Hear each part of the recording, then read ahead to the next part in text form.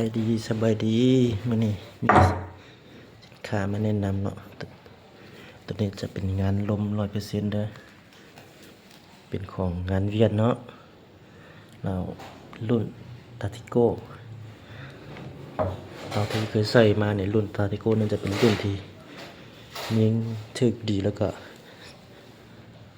สะดวกสบายเนาะตัวนี้พร้อมกับกล้องดิสโก้ได้สนใจเราติดต่อหาเด้อ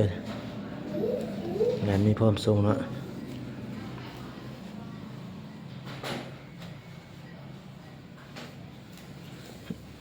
ตัวนี้จะเป็น